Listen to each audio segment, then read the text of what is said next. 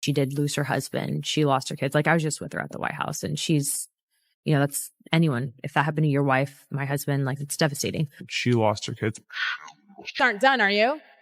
We might have one more. Okay. I'm kind of torn. The only reason why I'm torn is because I had C-sections for both. So I'm like, how many more times does Charlie need to see my... When Anna Paulina Luna recently made a vague comment that some viewers interpreted as suggesting Erika Kirk may have lost custody of her children, the internet erupted almost instantly. Social media platforms filled up with speculation, theories, and heated debates. A lot of people online assume this explained why Erika has been highly visible in interviews and public appearances since Charlie's passing. That interpretation spread fast, even though no official confirmation ever supported it. But shortly after, the entire custody narrative began to unravel. Anna Paulina Luna later clarified that she misspoke and meant something very different, that Charlie's children lost their father, not that Erika lost custody. A crucial distinction, yet by then, the internet had already taken the story in a completely different direction. I think that when the information isn't put out there directly, that's when you have a lot of these, could have Erika have been involved in any of that? And that's what I'm saying. Like, I don't think that she at all had any connection to that. When I see that, it's like you're victimizing the victim, if that makes sense. Because at the end of the day, she did lose her husband. She lost her kids. Like, I was just with her at the White House, and she's, that's anyone. If that happened to your wife, my husband, like, it's... What followed was a wave of online discussion questioning whether the original statement was simply a verbal mistake or whether it unintentionally distracted from other conversations happening at the same time. Importantly, no verified sources confirmed any custody issues, and everything circulating remained speculation. Some users pointed out that Anna Paulina Luna and Erika Kirk move in overlapping political and professional circles, which led to online theories about proximity and influence. Again, these discussions were driven by social media interpretation, not evidence. As the story spread, people began examining timelines, photos, and public appearances, attempting to draw conclusions on their own. At all had any connection to that. When I see that, it's like you're victimizing the victim, if that makes sense. Because at the end of the day, she did lose her husband. Many of these interpretations relied heavily on assumptions rather than facts, which is exactly how misinformation often takes off online. Once the speculation hit full speed, Twitter threads multiplied, Facebook groups lit up, and YouTube commentary channels rushed to upload breakdowns. One unclear sentence had snowballed into dozens of conflicting narratives. Anna Paulina Luna later addressed the situation directly during an appearance on the PBD podcast with Patrick Bet-David. During that discussion, she strongly defended Erika, stating that Erika is a victim who lost her husband and is navigating a deeply painful situation. Despite that clarification, some bloggers and creators continued pushing earlier interpretations, claiming Luna had accidentally revealed something she didn't mean to say. Those claims spread rapidly, even though they were never substantiated. For a brief moment, the internet ran with a theory that Charlie's parents may have taken custody, and that Erika's availability for interviews somehow confirmed it. But once again, no official documents, statements, or confirmations ever supported this idea. It is very much so a possibility that Jeffrey Epstein was an intelligence asset working for our adversaries. As the speculation continued, a few users shifted focus away from Erika and began scrutinizing Anna Paulina Luna herself. They dug into her background, career trajectory, and public behavior, asking questions about her rapid rise in politics and her handling of criticism online. Some noticed that she began blocking accounts that accused her of intentionally misleading the public. While blocking users is not evidence of wrongdoing, it added fuel to online debates and further polarized opinions.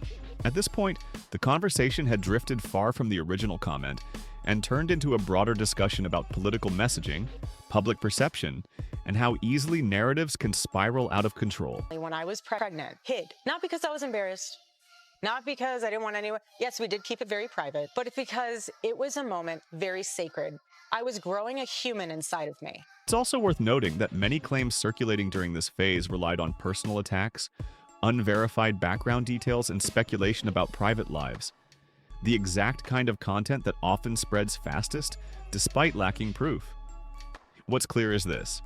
A single unclear statement created confusion that quickly turned into widespread misinformation.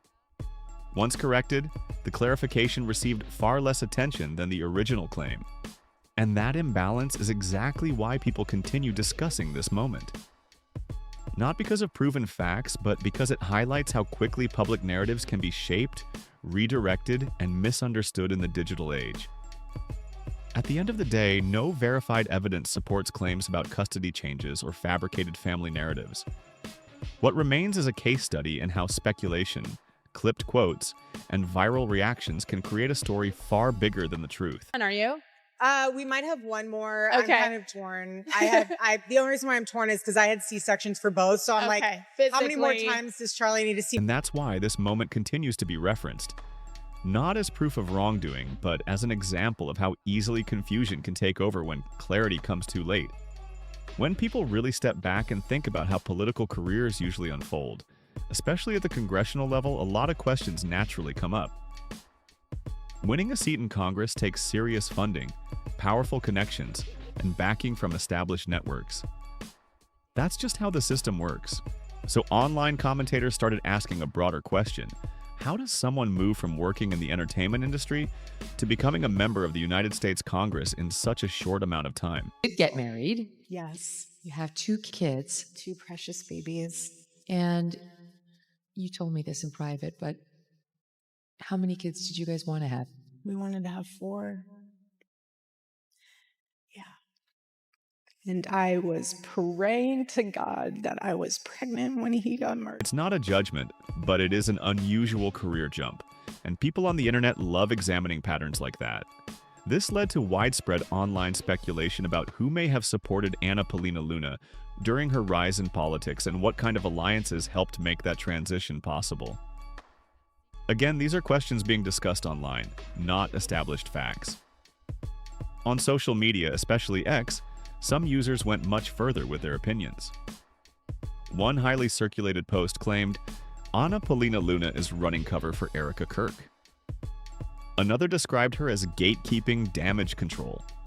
These comments received thousands of likes and reposts, reflecting how intense the conversation has become. To be very clear, these statements are opinions expressed by online users, not verified claims. But they show how much skepticism currently exists around political messaging and public narratives. Erika Kirk posted a video, and in it, she has a photo of her ultrasound. She's kind of showing her pregnancy, and something that stood out to me was in the top corner, it listed her as Erika Franzve and not Erika Kirk, Franzve being her maiden name. We all know that she supposedly married Charlie in May of 2021 and that they had their daughter in 2022 and their son was born in 2024.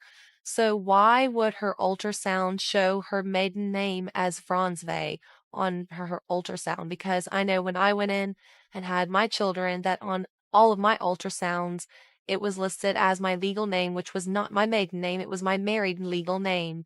And I'm sure all of you could vouch for that. Many commenters also pointed to what they see as a broader pattern in Luna's public behavior. Over the years, she has built a reputation among critics for making statements that appear transparent on the surface while still leaving room for multiple interpretations. One example often mentioned online is her past commentary around the Epstein files. She publicly supported transparency and said the American people deserve answers, while carefully framing her language around foreign intelligence. Some internet analysts believe that wording redirected attention without naming specific parties, which they see as a strategic communication move. Again, that interpretation comes from online discourse, not proof of intent. But to critics, it fits a pattern they believe they've seen before. Because of that, some people online think the same communication style may have appeared in her comment involving Erika Kirk. The theory goes that a vague statement, unintentionally or intentionally, sparked a custody narrative that took over the conversation entirely. What's interesting is that while many people ran with the custody theory, others weren't convinced at all. Instead, they began scrutinizing timelines, public statements, and social media posts more closely, trying to make sense of what was actually confirmed versus what had been assumed. This is where the discussion became even more intense.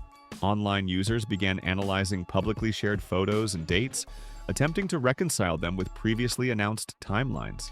It's important to note that photo analysis by internet users is not reliable evidence, but it became a major focus of discussion regardless. One specific image that circulated heavily was a photo Erika reportedly shared with Andrew Vett, a spokesperson associated with Turning Point USA, to show her whereabouts on a particular day. Some users claimed the image raised questions, while others argued that drawing conclusions from such limited visuals was irresponsible. Parents and medical professionals online quickly pointed out that judging ages, development, or personal circumstances based on images alone is highly inaccurate and misleading. Many warned that this kind of speculation can easily cross ethical lines. Still, the conversation continued to grow. Some users questioned why certain aspects of Erika's personal life were kept private, while others defended that privacy as completely reasonable for someone in the public eye. Erika herself has previously explained that she values privacy when it comes to family matters.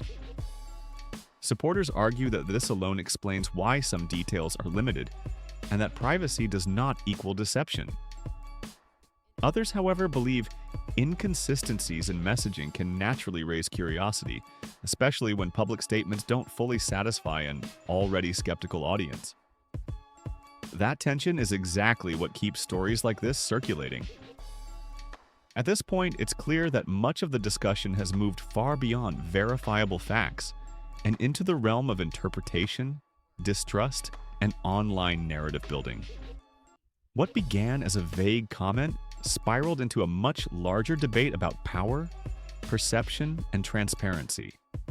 What we do know is this: no official records, documents, or credible reports support the more extreme claims circulating online.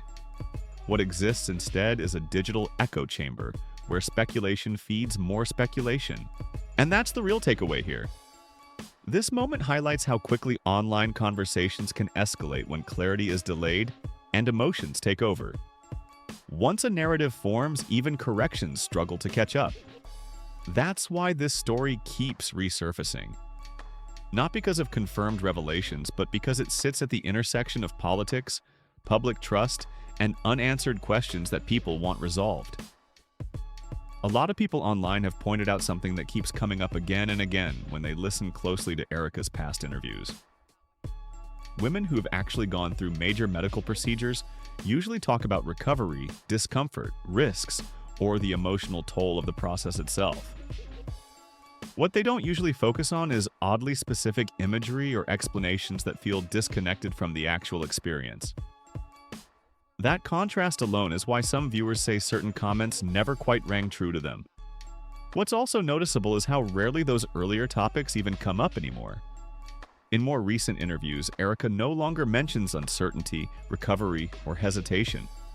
Instead, the narrative has shifted completely. Now she says she and Charlie always wanted a large family, even framing it as a long-term vision they shared from the very beginning. Some people online have pointed out that the story seems to change depending on the timing and the interview format. One moment it's uncertainty, another moment it's clarity, then suddenly it's destiny. And when narratives shift that often, people naturally start asking questions. Then there's that short, grainy clip Erika once shared that appeared to show a medical appointment.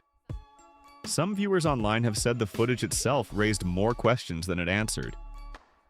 The clip is extremely brief. The details are unclear, and internet users, doing what they always do, slowed it down and examined it frame by frame. Once again, it's important to say clearly, online analysis of videos is not proof of anything. Still, people noticed small inconsistencies and began debating what they meant, if anything at all. Some argued it was meaningless.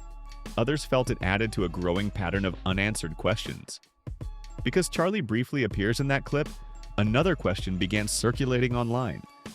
If any part of the public narrative was staged or curated for appearances, was Charlie fully aware of everything from the beginning?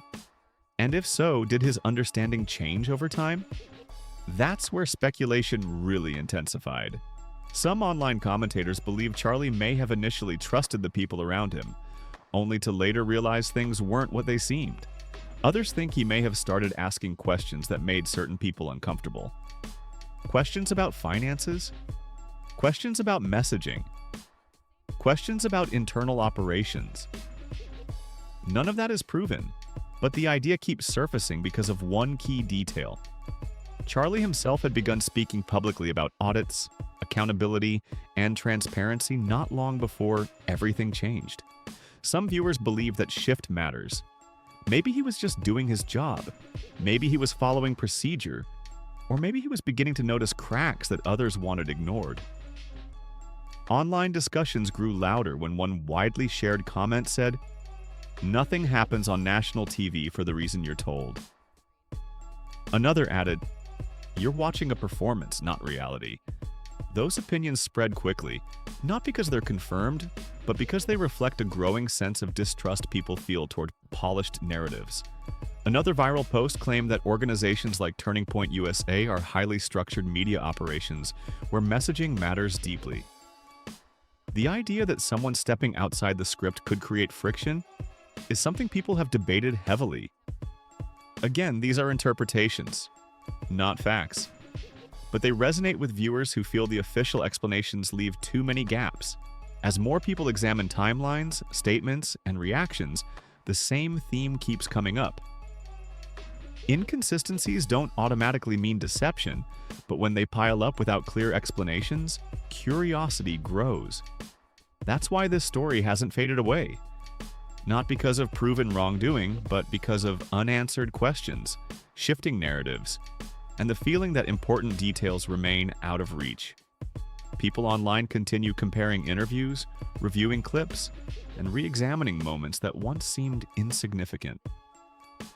And every time a new piece surfaces, it raises more questions than it answers. When you zoom out and look at the full picture, the media appearances, the messaging shifts, the sudden silences, the careful phrasing, it creates a sense that much of what the public sees is carefully managed. That doesn't automatically mean something sinister is happening, but it does explain why so many viewers feel unsettled and keep digging. The biggest question people are still asking is simple but powerful. How much of what we're seeing is organic, and how much is curated for public consumption? And until those gaps are addressed clearly, speculation will continue. That's just the reality of the internet age. So, now it's your turn. What do you think is really going on here? Do the official explanations satisfy you, or do some details still feel unresolved? Drop your thoughts in the comments. Make sure to like, share, and subscribe. Behind the Fame Chanel is it because this story clearly isn't done yet.